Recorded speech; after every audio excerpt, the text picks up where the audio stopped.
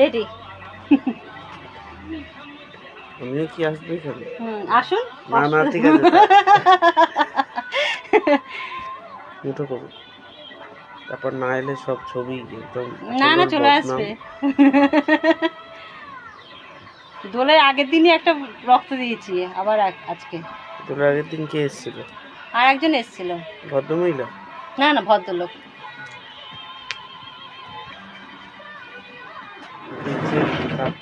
হাতে সোজা করুন।